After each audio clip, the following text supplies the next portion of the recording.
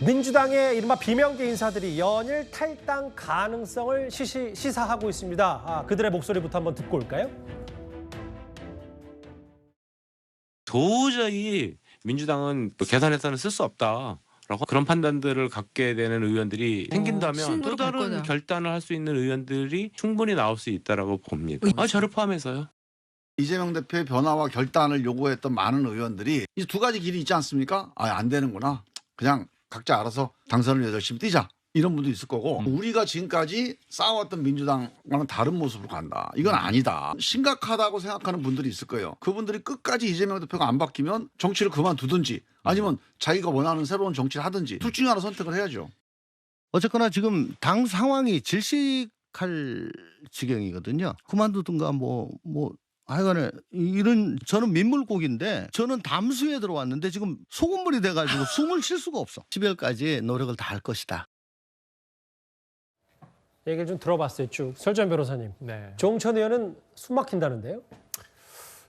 좀 그런 표현을 굉장히 많이 하셨죠. 지금까지 언론 인터뷰를 통해서나 어떤 당에 대한 얘기를 한다거나 좀 답답한 것들을 많이 이렇게 좀 토로하신 것은 같습니다. 그런데 지금 현재 당 체제에서는 당 분위기상 이렇게 이재명 대표 체제로 갈 수밖에 없는 상황이고 그런 상황에서 조금의 변화가 있어야 되지 않을까라는 것을 요구하는 것 같으시고요.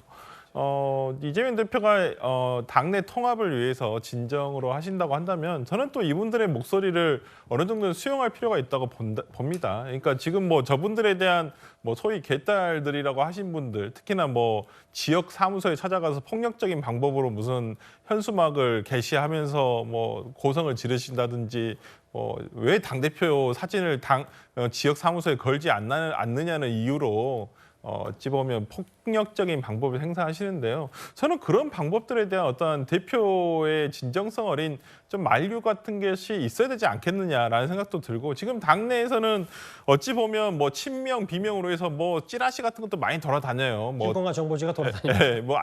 누가 뿌리는지는 모르겠지만 하여튼 그러한 부정확한 것들이 돌아다니는데 그게 무슨 친명 대 반명의 구조로 가기도. 근데 제가 보면 정말 그분들이 진짜 친명인지 진짜 이분들이 반명인지 명확하지 않은 것도 있어요. 그러니까 자기 그 해당 지역에서 출마를 하고 싶어 하시는 애정자들이 자기 정치에 이용하기 위해서 저는 그런다고 생각을 하고요.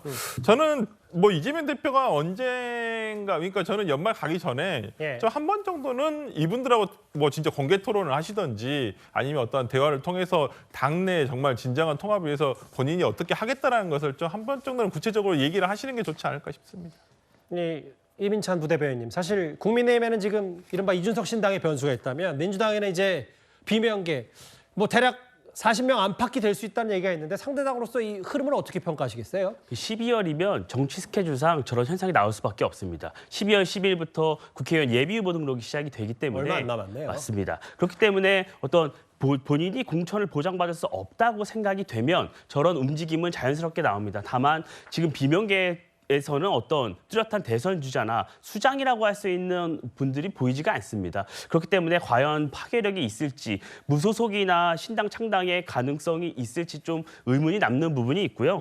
이재명 대표 같은 경우에는 제왕적 당대표가 맞는다 저는 이렇게 봅니다. 왜냐하면 인재영입위원장까지 지금 겸직을 이제 하게 됐잖아요. 이게 시사하는 바가 적지 않다고 봅니다. 친명 공천을 명확히 하겠다는 건데요. 검사 탄핵부터 이 모든 스케줄을 만들어 놓고 하나씩 추진을 하고 있다고 봅니다.